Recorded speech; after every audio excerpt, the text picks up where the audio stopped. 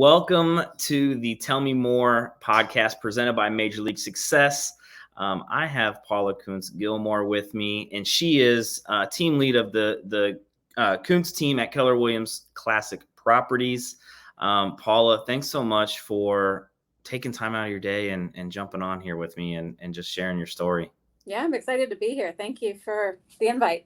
We were chatting before we got rolling, and I'm excited because you mentioned you've been coming into the clubhouse rooms that I host in the morning and just listening in on those conversations. But you and I have never really connected and had the ability to talk and get to know one another. So I was telling you, I love when I have agents on here that I don't know, because I'm fascinated about everyone's journey getting into the business. So right. What I like to do is I always start with diving back into, growing up, just Sure. seeing kind of, how life was like. Were you an entrepreneur from the jump? Did you always know you're going to get into real estate? So kind of start from there. What was life like for you growing up? Where are you from? Sure. Yeah. I grew up in Upper Arlington, so I've lived in Upper Arlington my whole life. It was just a normal childhood. My parents both got in real estate early on. I think it was like 1979. So I kind of grew up in a real estate family. My parents were one of the first real estate teams in Central Ohio. So I kind of grew up walking door to door, dropping off flyers for them. When they first got in the business, nobody knew who the Koontzes were. So they really had to establish their name. And I have two brothers. They got all of us involved at a very early age. One of us would walk down one side of the street dropping off flyers, and the other one would be on the other side of the street. And my mom would kind of be in the middle driving the car, and we'd run back and forth and, restock.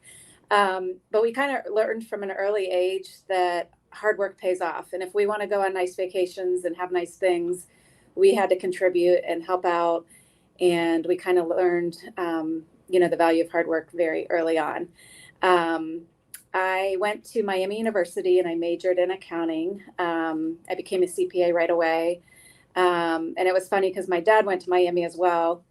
And he was kind of pushing me to go there. And I'm like, nope, I'm not going there. You went there. I'm going to go somewhere else. And he said, just go there for a weekend and stay with a friend. I'll stay in the hotel. I'll pick you up on Sunday. And if you hate it, I will never mention Miami again. And of course, I had a blast. I was supposed to go to classes with her and everything, and I don't know where I ended up, but I didn't go to any classes. It wasn't classes, right? There were no classes. He picked me up on Sunday, and he was like, "What do you think?" And I'm like, "I love it. I'm going there. I don't even want to look at anywhere else." So the same thing kind of happened with real estate. My parents were like, "Why don't you check out real estate?" And I'm like, "Nope, I'm going to go in accounting. I want a normal job." So I did that. I loved it. I worked for one of the big accounting firms, and I was traveling every week. I would leave Monday. I would come back on Friday. I had like free, hotels, and all my meals were paid for. And, right out of college, I felt like I was living the life, even though I was just traveling in Ohio, like in these really small towns. But after a while, after I met my husband, I was like, oh, I'm kind of getting burned out and I can't do this my whole life. Yeah. So I kind of went back to what my dad said, which was like, check out real estate.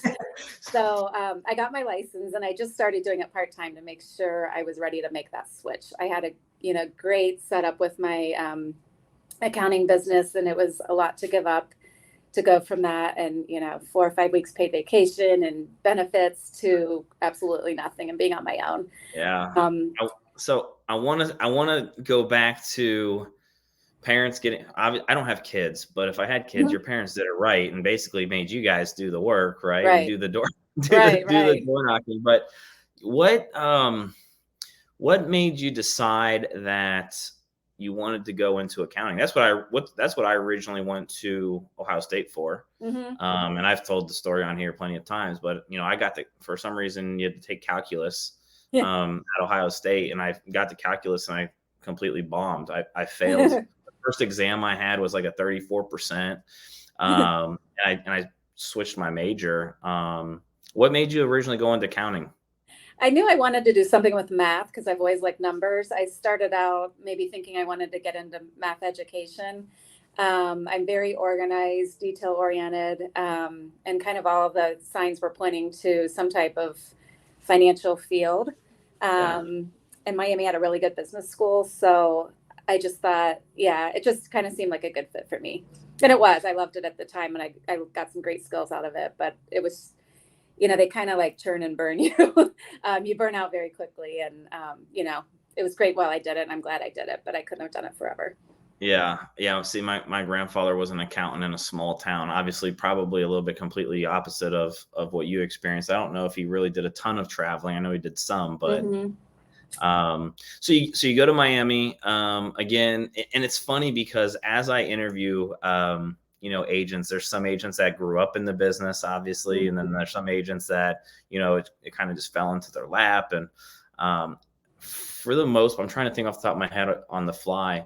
I'm pretty sure every single person I've interviewed where family has been involved in real estate was like not getting in. Yeah. Not getting in, not doing it, no chance.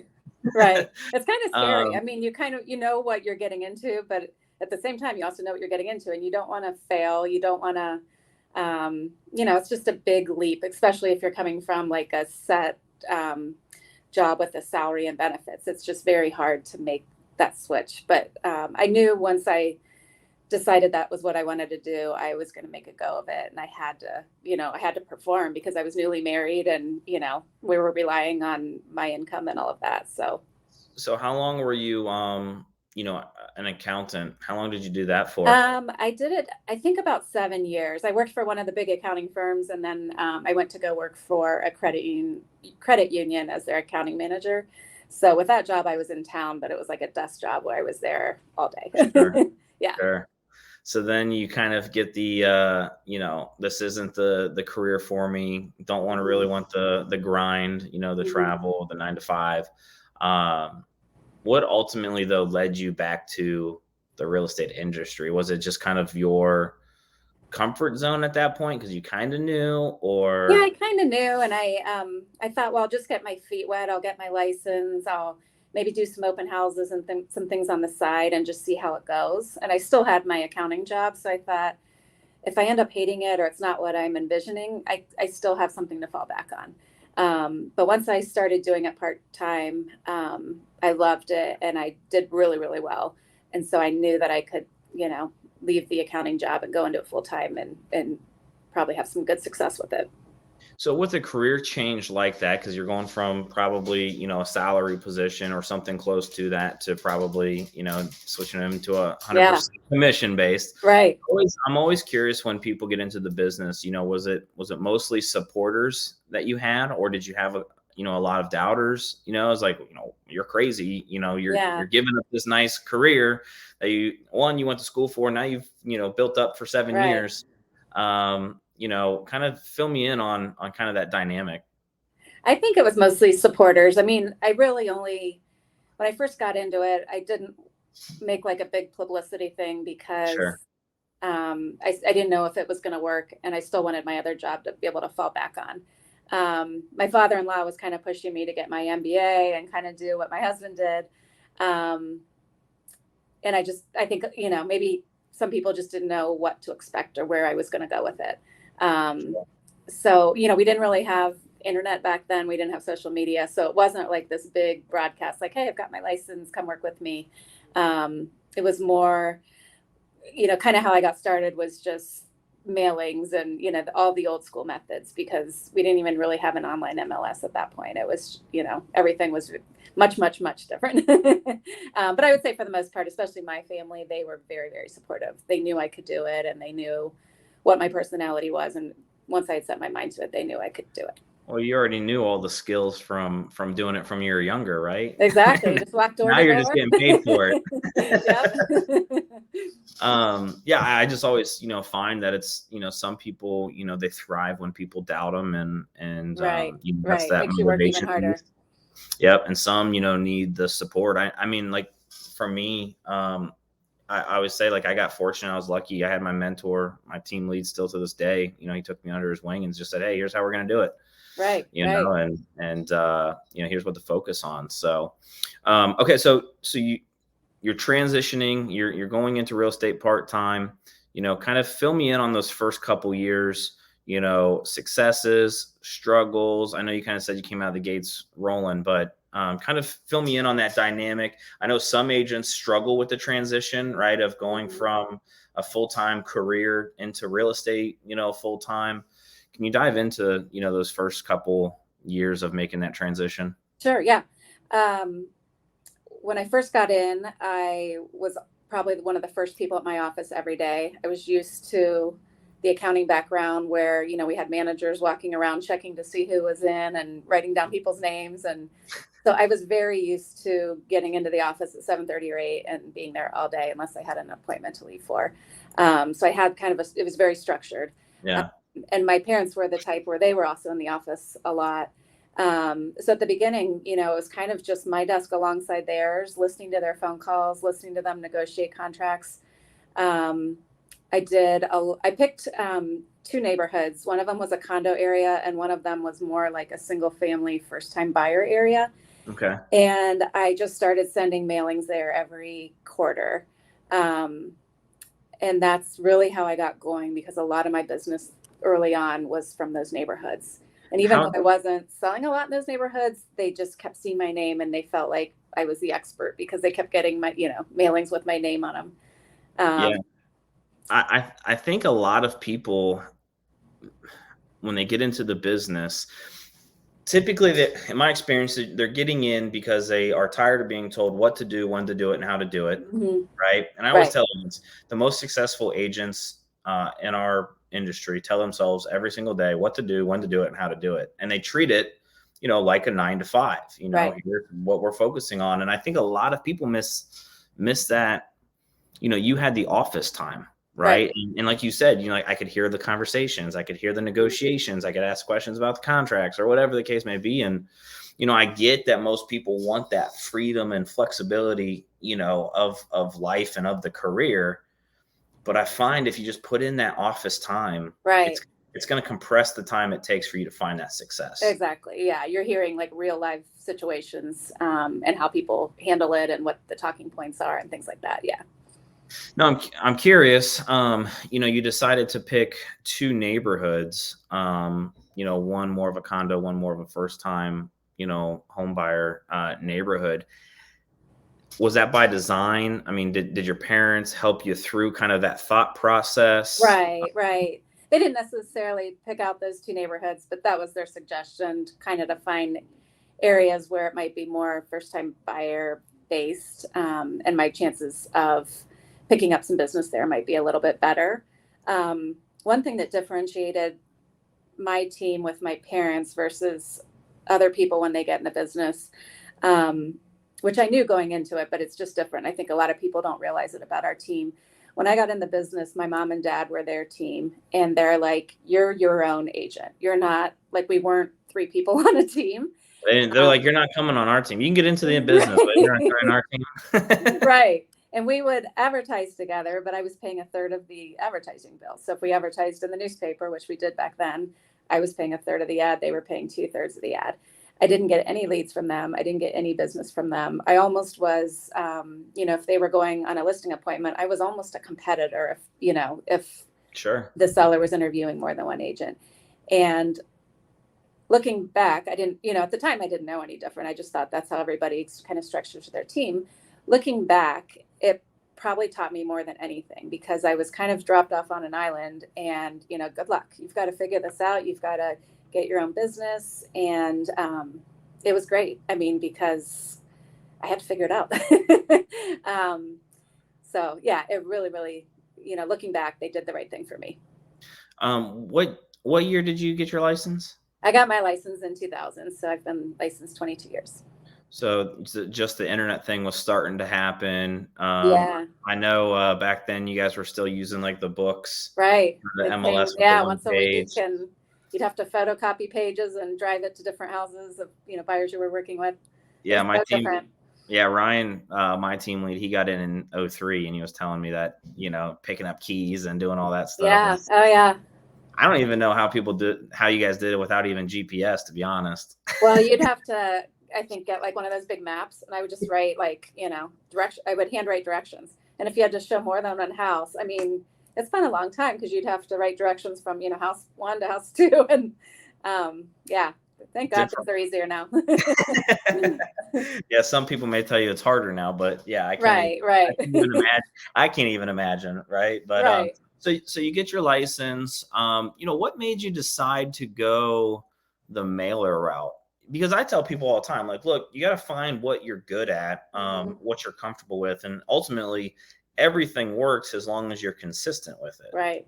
I guess I got in 2011, so the only thing I really knew were internet leads Mhm. and that way.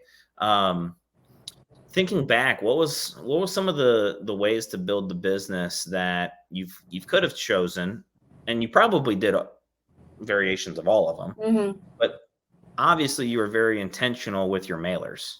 Yeah, I was very intentional. And like you said, the consistency, you can't just do one of them. I had to do it every month.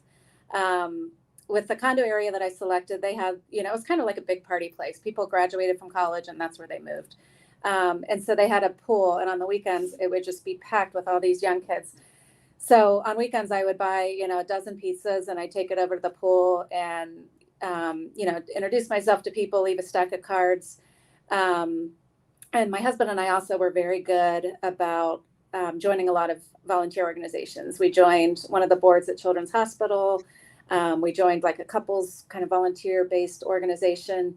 Um, Once we had kids, I got involved with the schools, all things like that. So I feel like my sphere just kind of exploded, and I was getting business from the areas that I was marketing, but then the other part of my business was coming from people that we were meeting through, different groups that we were getting involved with. That's awesome. So, what were some of those first couple years like? I mean, did you just start building a team right away? Did you know that was the route because you saw, obviously, your parents were, a husband-wife team. Right. Did you know that was the route you wanted to go, or were you like, nope, I'm just going to do it on my own? Yeah, just doing it on my own. And then that was for a really long time. And then 13 years ago, my dad passed away unexpectedly. And by that point, my mom and I were doing about 50-50 as far as business. Like she was bringing in half the business and I was bringing in half the business. So we decided to join forces at that point and become like our own team. So I was no longer my own agent. We joined together and kind of did everything together. We went on listing appointments together and just, kind of became our own team. Yeah. And then my brother joined us about 10 years ago or 11 years ago. Okay. And then we've always had an assistant, like a licensed assistant. And so the one we've had has been with us about 12 or 13 years. And then she also sells. Okay. And then her sister joined us last year. So our team in the last, I guess it's been the four of us for a while, but then we just added one more person last summer. So Sure. Good. So that's really a family, yeah, close knit, team. yeah. And that's kind of like what our motto's always been. Like we're family based, and we try to treat all of our clients like family. Like if I'm working with someone, I would give them the same advice I would give my brother or my mother-in-law if they were buying a property. So we like the kind of the small. I mean, I'm not opposed to growing our team, but we like Sure. the smallness of our team. And one really, really weird thing that you probably will hate because you're a coach is I kind of do everything from start to finish. So I don't have like a buyer's agent. I don't have a seller's agent. I handle all the paperwork. And I know that's terrible and I'm supposed to be delegating, but it just kind of works for me. And No, yeah. So anyway, that's a little bit different about me. there's not tell people there's not one way to do it. It's just I know. whatever whatever you want. Like I was talking to an agent last week, I was at Ninja, and I was just like, hey, what's the goal? He's like, I don't know if I would ever give up selling real estate. I'm like, that's cool. You Right. don't have to build a team or a business to where you can step away, right? If Right. you love and you have the passion for helping buyers and helping sellers and all of those things, like go for it. And Right. that's what this is all about is I just always hated like, oh, you got to be the top listing agent or you got to be the top, direct mailer, or you got to be, I just like, I built my business probably with 90% buyers, Mm-hmm. and just in the last handful of years, I've started to do more listings, but it's because those buyers have finally come around, multiple times and, Right. Had houses to sell. Right. Right. So fill me in on kind of, your dad passed away, you started to build a team. Mm-hmm. What's kind of been the plan as far as building the real estate business side of it? Are you still doing the direct mailers? Have you changed kind of your model of how you went out and attracted business? Right. Now that we've kind of been around a while, we aren't doing as many mailings. If we are, it might be more, a postcard of a house we've sold, or like a unique situation of a purchase or sale we've had. Sure. To the that direct neighborhood, but it's not like a blanket mailing to an entire neighborhood. And we've done, obviously a lot with social media.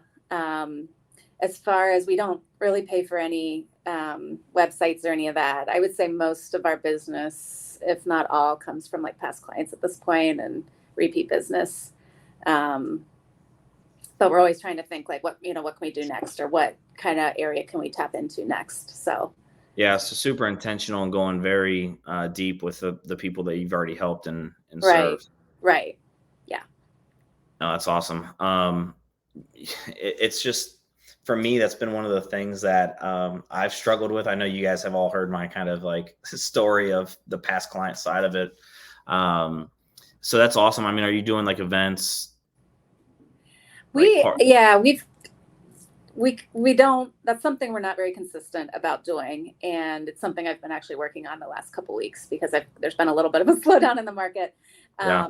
So it's something that we talk about, and,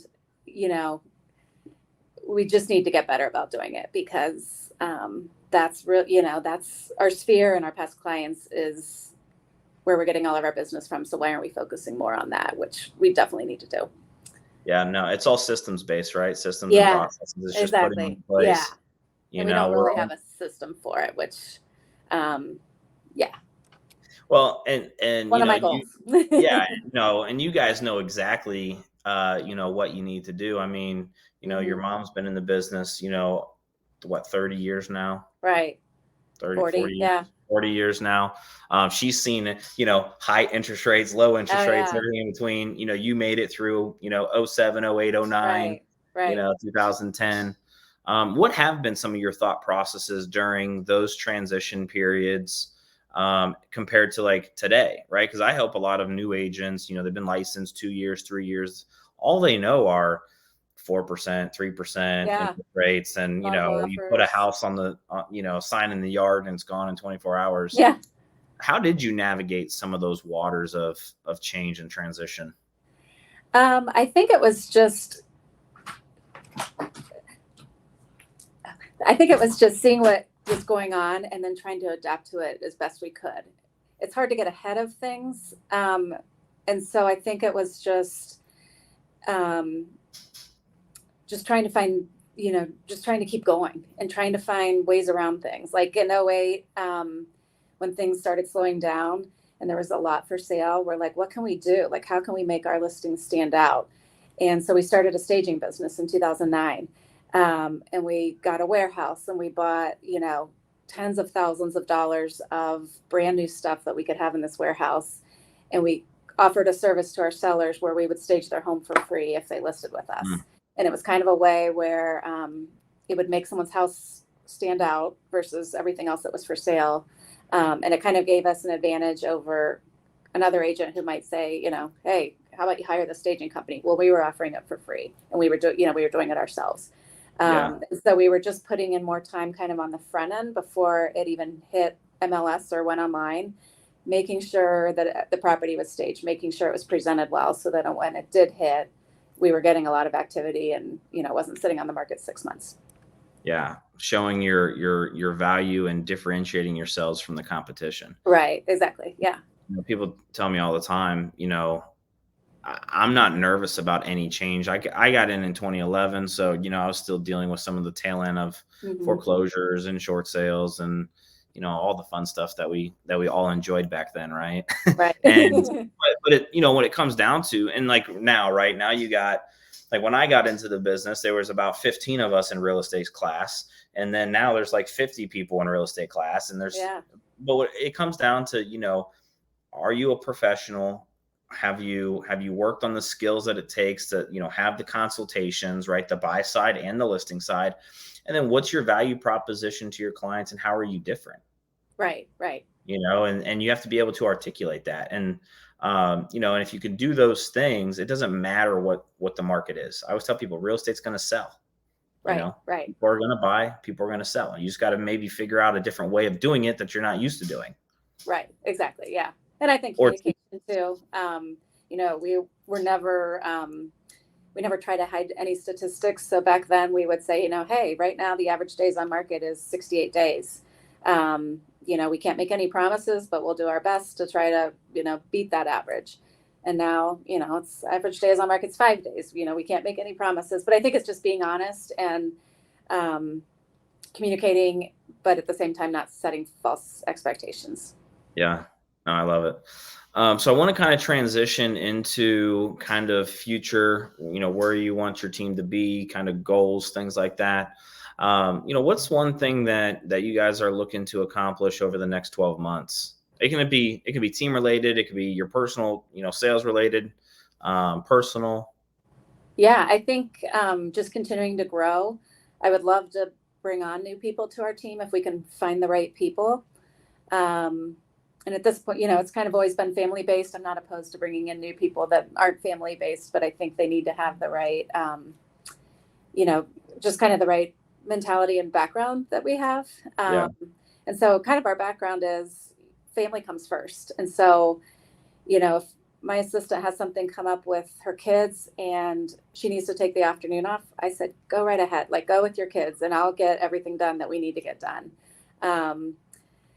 So anybody that we would want to bring onto our team, we would want that same mentality. We're not high pressure. We don't have like sales goals people have to meet or they're not on our team anymore. It's, you can't do that with family.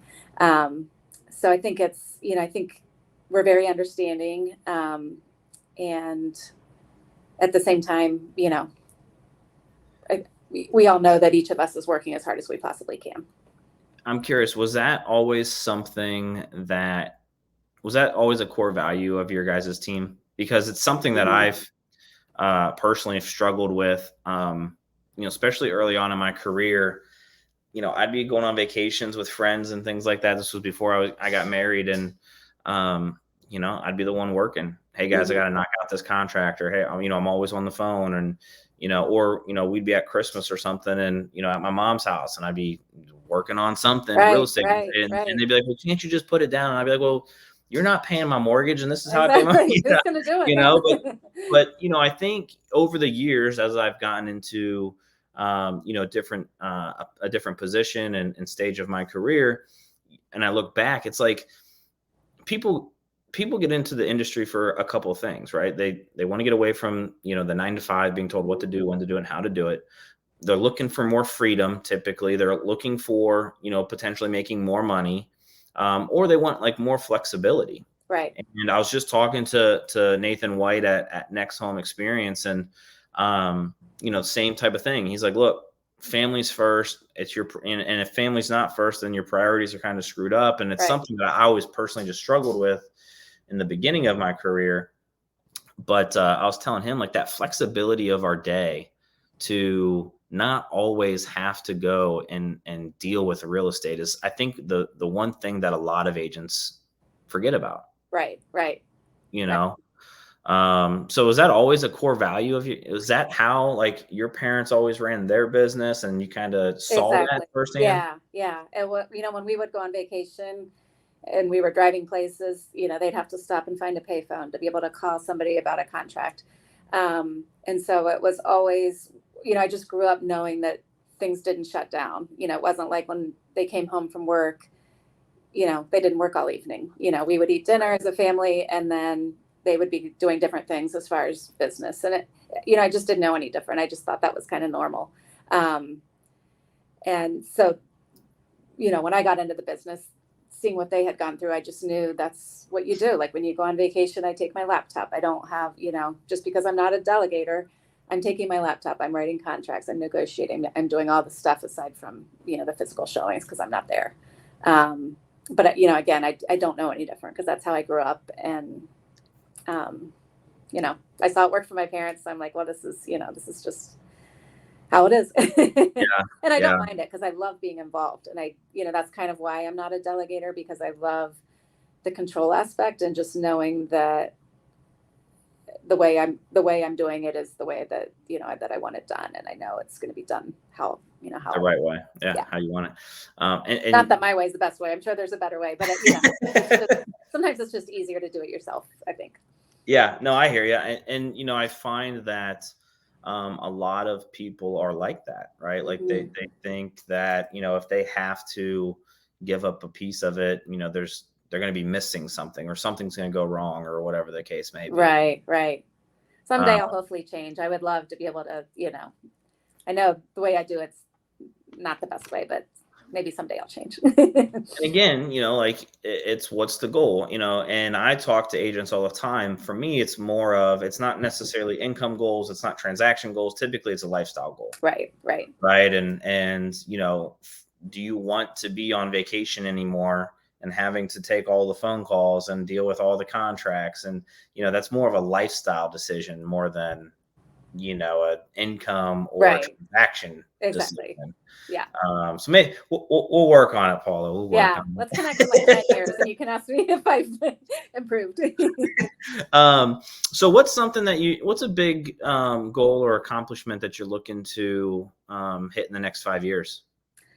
I would say I've had more free time lately, so I've been just trying to dig into social media more. I would love to be able to master doing a reel. And, I kind of got on Canva yesterday for the first time, and made some neat little templates that I can just have ready. So when things start exploding again, I have, some neat things that I can use. So, I've never really dug into that side of things.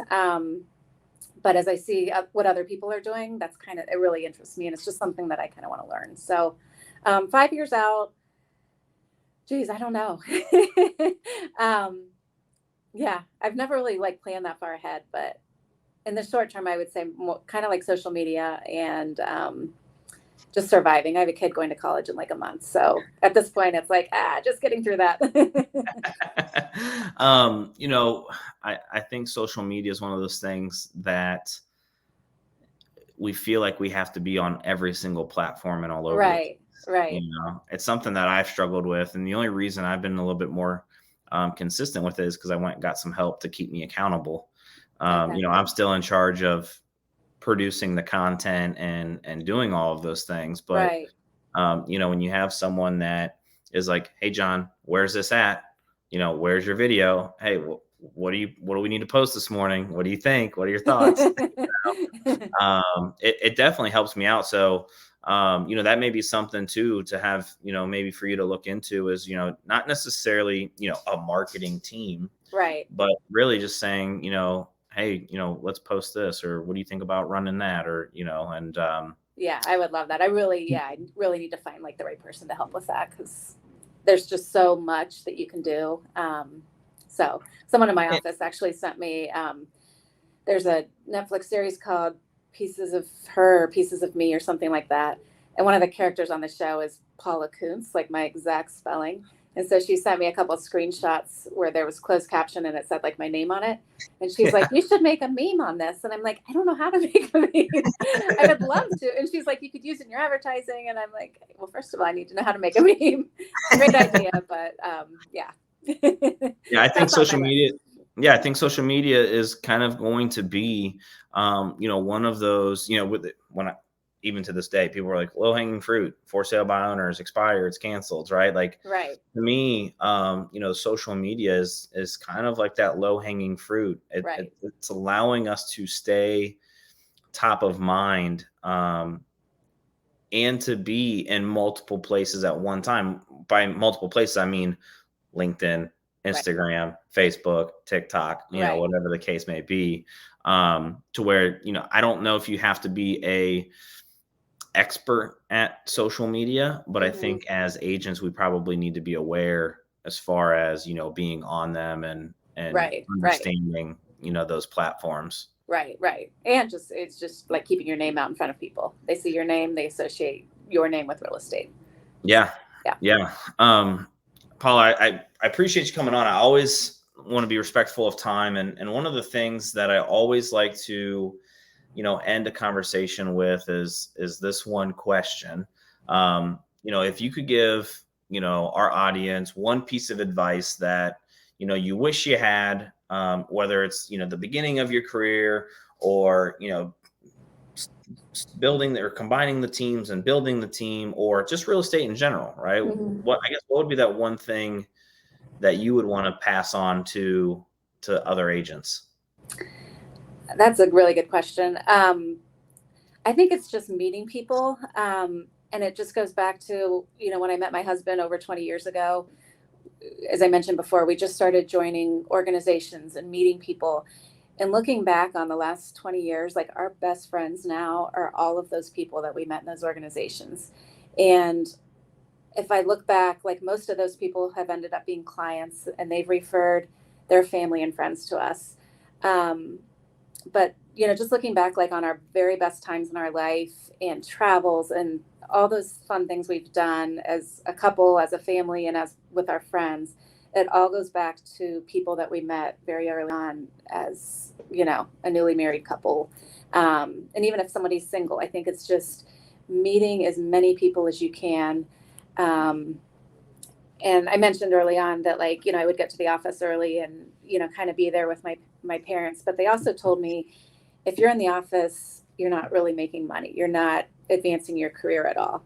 And so I've tried, and even to this day, I did it back then, but I've done it to this day. I try to meet people for lunch. I try to meet people for drinks and just continuing connections. I'm very big into the note cards, reaching out to people. I try to address up like 5 envelopes a day and I just leave them on the counter and they're staring at me all day until I do those note cards. But I try to do like 5 every day, and just reaching out to people, staying in touch.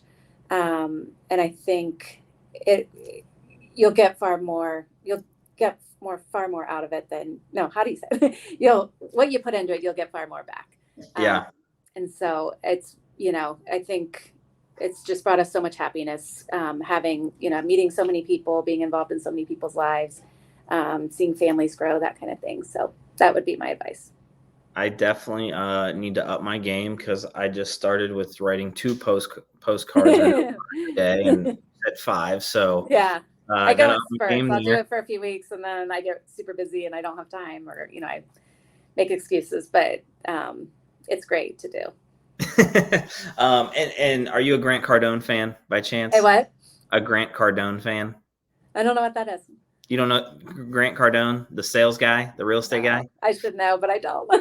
Anyway, some people love him, some people absolutely hate him. But he has this saying, "Who's got my money?" Like he wakes up every day and says, "Who's got my money?" And I tell agents all the time, it's like, we need to be waking up and saying, hey, who can I connect with today to talk about real estate that I haven't connected with yet?